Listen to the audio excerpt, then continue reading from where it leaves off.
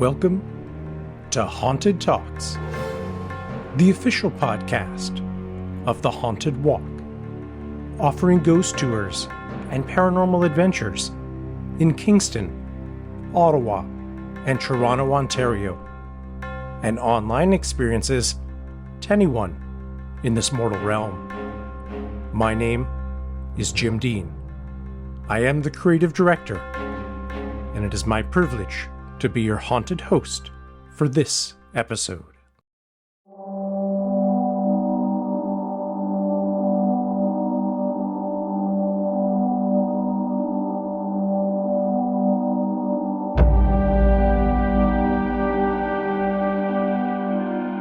In the heart of northwestern Ontario, surrounded by forests so deep they seem endless, stands a 3-story log mansion. Built not by a crew, not by a company, but by one man working alone. Today we're traveling to a place so remote there are still no roads to reach it. A place where silence can feel heavier than stone, broken only by the call of loons or the whisper of wind through pine. On the shores of White Otter Lake stands a log castle, a monument to ambition, defiance, and loneliness. It was the life's work of a man named Jimmy McOuat, a man who lived under a curse, who struggled against it all his life, and who died under mysterious circumstances that have never been fully explained. And if the stories are true, his restless spirit still lingers there. But before we get to that, something new is stirring in Toronto's Don Valley. Beginning October 17th, join us at the Evergreen Brickworks for Ghosts of the Don Valley. For over a century, the bricks made here built Toronto. Those bricks seem to have been marked by time, blood, tragedy, and something more. Wherever they went, the hauntings followed. Walk beside the phantom night watchman. Hear a child's footsteps echo above the fire-breathing kilns, and face the chilling legend of the Cabbagetown monster said to prowl beneath the city. Tickets are disappearing fast, and this special event only runs through October and November. Right now, you can still save 15% on tickets if you book before the end of September, using the code Dark Valley.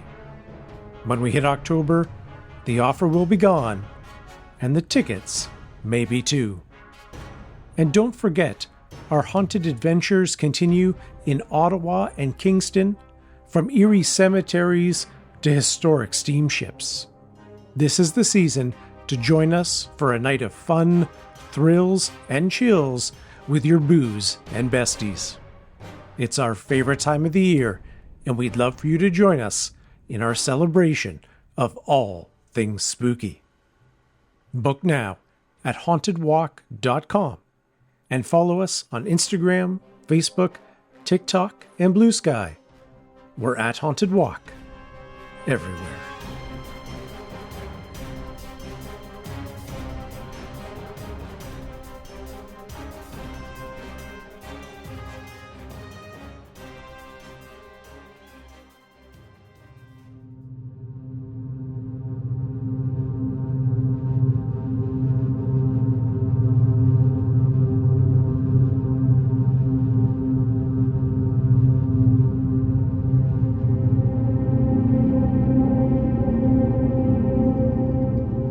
We begin our story in Ignace, Ontario, a small railway town on the Trans-Canada Highway, carved from the Canadian Shield, ringed by lakes and endless pines.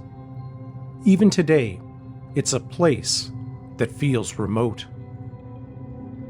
But its roots stretch back to the 19th century, first as a Hudson's Bay trading post, and later as a divisional point for the Canadian Pacific Railway. Its name comes from Ignace Mentor, the Haudenosaunee guide who led Sir Stanford Fleming through the wilderness during his railway survey. Ignace has always been a frontier town, a gateway to the wild.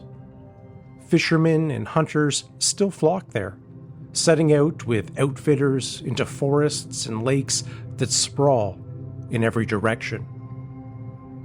Southwest of Ignace lies White Otter Lake. It is enormous. 21,000 acres of clear, cold water plunging to depths deeper than 11 stories. Its shores are rugged, lined with ancient Canadian shield, some of the oldest rock on Earth. The boreal forest crowds close to the water. Spruce and pine stand like sentinels to the passage of time. To reach it, it is no small task. There are no roads in.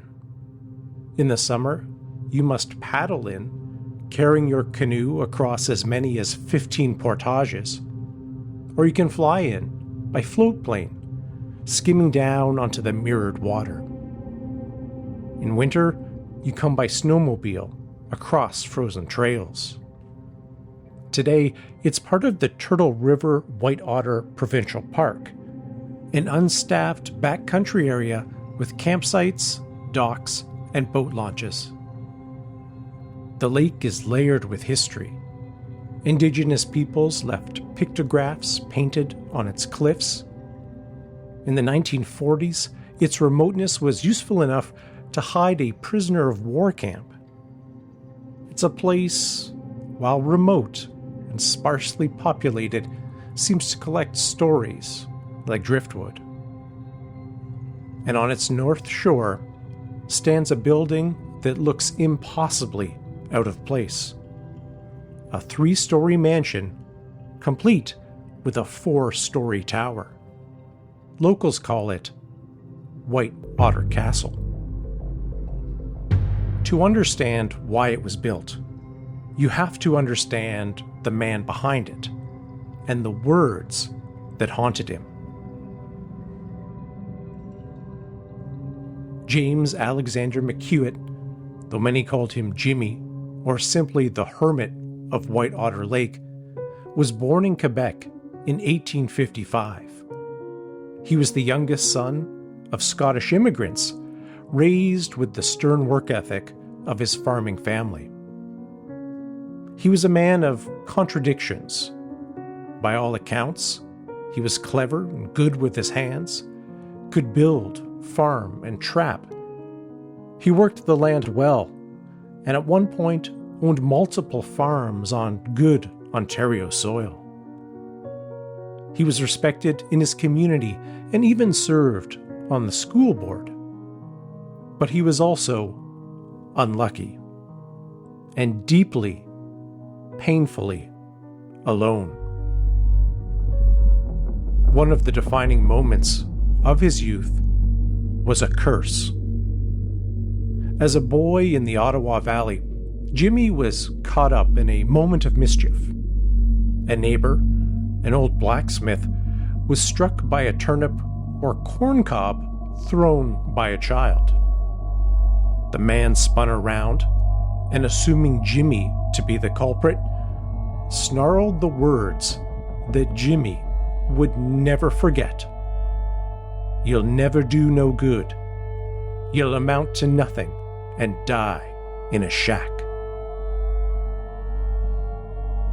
For the rest of his life, Jimmy carried those words like a wound.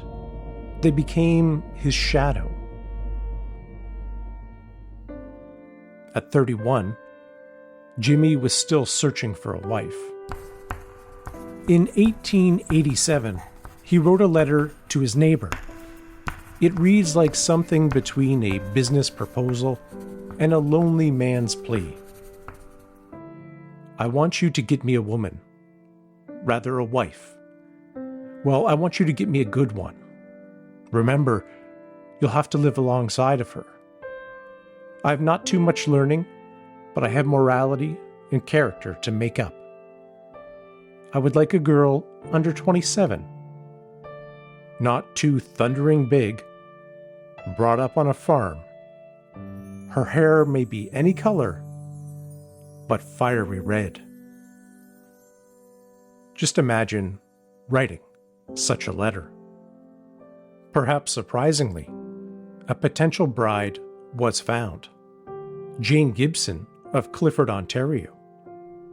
She agreed to marry him if he would travel to meet her family. Jimmy refused. With that, the marriage collapsed before it began. His last chance at companionship slipped away due to his own stubbornness.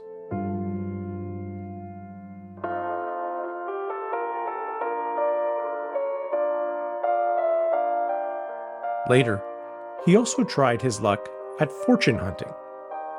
In 1899, during the gold rush, he sold everything he had and invested it all into a mine. Within a year, it was gone. He lost the land, the money, and whatever fragile security he had built. So when he finally settled on the shores of White Otter Lake in 1903, Jimmy was a man chasing something else.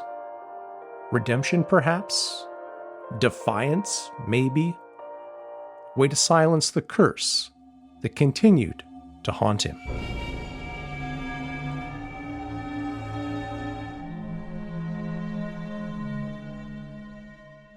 Jimmy staked a homestead on the north shore of White Otter Lake. At first, he built a small cabin. He grew vegetables, trapped and fished, and paddled the long, punishing journey into Ignace for supplies. But then, he made a decision that would define his life. He would not die in a shack. He would build a castle. He began the ambitious project in 1903, and work continued until 1915.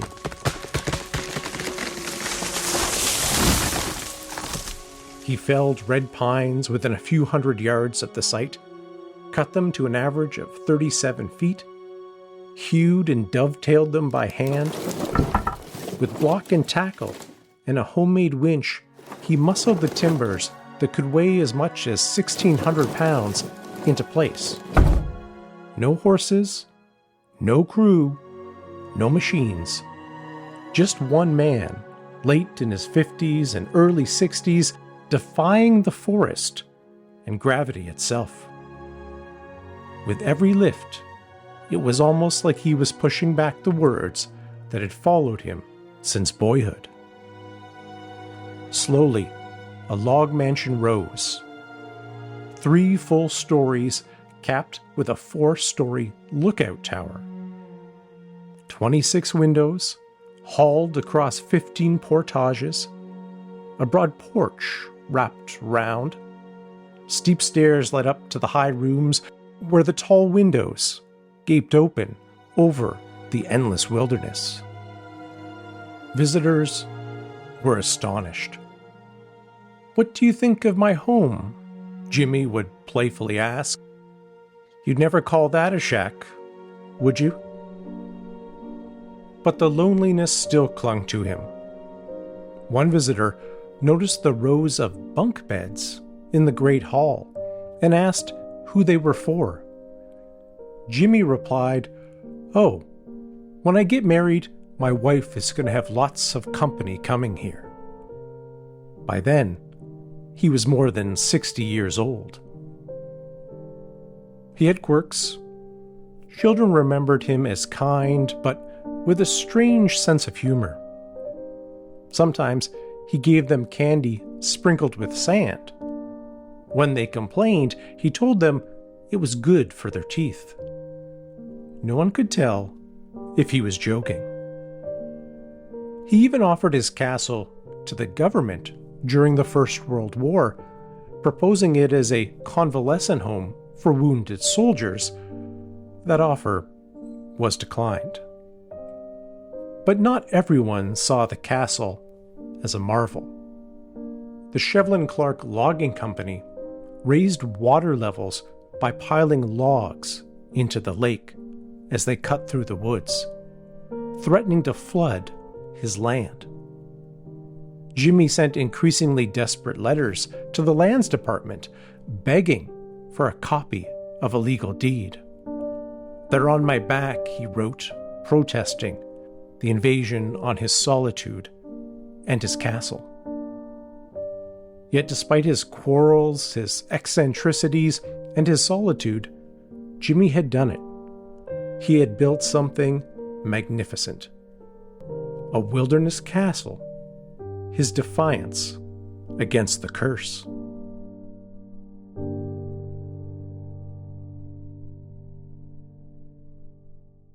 Three years after the work was complete, in 1918, Jimmy's story takes its darkest turn. On Christmas Day, he was expected at a neighbor's house 12 miles away.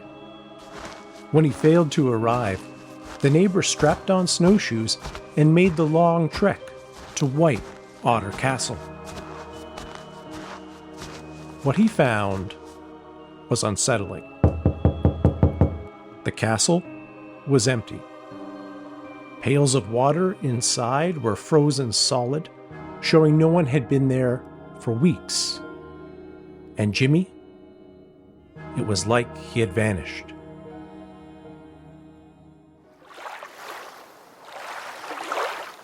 It was not until June the following year that a fire ranger, T.C. Campbell, discovered his body tangled in fishing nets near an island on the lake. His head and arms were gone, likely taken by animals. Officially, it was ruled an accident. Jimmy, though a strong swimmer, had drowned while tending his nets. But locals weren't so sure. His disappearance, the fact that he died from getting tangled in his own equipment, the condition of his remains, none of it sat right with them. Some whispered that the curse had finally found him at last. Forest rangers buried him beside his tower, in a grave he had prepared for himself, as he had always feared being left unmarked or forgotten. His grave remains there today. The curse had promised he would die in a shack. Instead, he left behind a castle and a mystery. But if Jimmy thought death would silence the curse, he may have been mistaken. For more than a century, White Otter Castle has carried a reputation for being haunted. Visitors speak of strange sounds, echoes in the empty timber halls. Some describe sudden waves of nausea or dread. Others insist they feel eyes on them, as if watched from the darkened tower windows. From time to time, people report seeing Jimmy himself while visiting the site. A wiry figure, small in stature, wearing a floppy hat, quietly and intensely watching them from the tree line. One of the most striking encounters took place in 1991. A man and his family paddled out to the castle and made camp nearby. After dinner, his wife and children went to bed while he tended to the fire. When the flames burned low, he doused them with water and sand until the fire pit was cold. Satisfied, he went to sleep. Hours later, he awoke to the crackle of flames and the glow of firelight against the tent wall. Alarmed, he rushed outside, only to stop in shock. Sitting by the fire was an older man, small, wiry, wearing a floppy hat. He calmly poked at the embers, then looked up and met the camper's eyes. The man thought he must be dreaming. He shook his head, slipped back into his tent and into the warmth of his sleeping bag, and eventually drifted off to sleep. When morning came, the fire was exactly as he left it. Cold, ash scattered, no signs of life. It was only later, when he began to hear stories from other campers who stayed on the lake, that he realized his experience was not unique.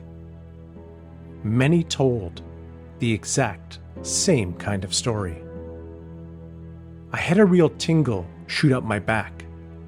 I realized that maybe what I saw was not a dream, but an encounter. I really wish I'd taken up his silent invitation to sit around the fire with him. That was the last night I saw him. While he admitted he had been frightened, he was never convinced he was in danger. The figure by the fire had seemed watchful, but not malicious. Jimmy may be alone in death, but perhaps he welcomes the occasional visitor. As the camper said, he may have realized we did not come to harm his property, but simply to admire it. Even today, people who visit the castle say they feel him. Some believe he guards the place, furious at vandals who have carved their name into its walls. Others think he simply cannot leave the home he built with his own hands. And some believe Jimmy, who spent his life yearning for companionship, still waits by the fire, hoping that someone will sit with him.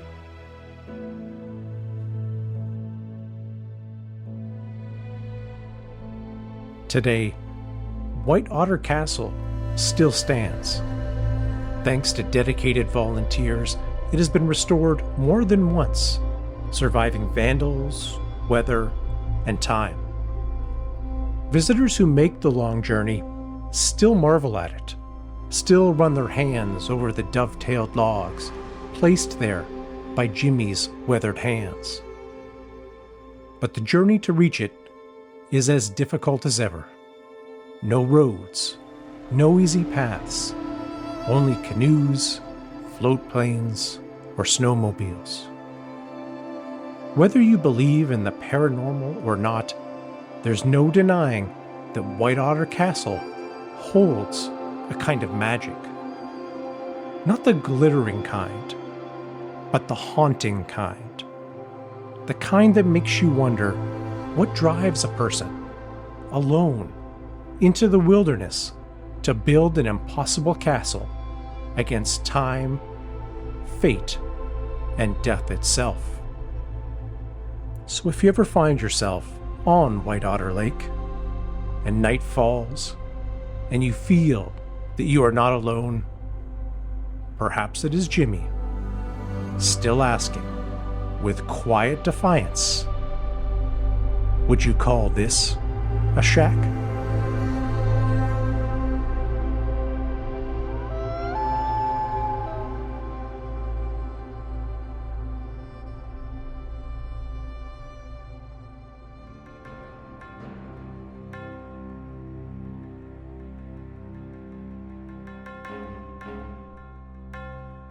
Thank you so much for joining us for this episode.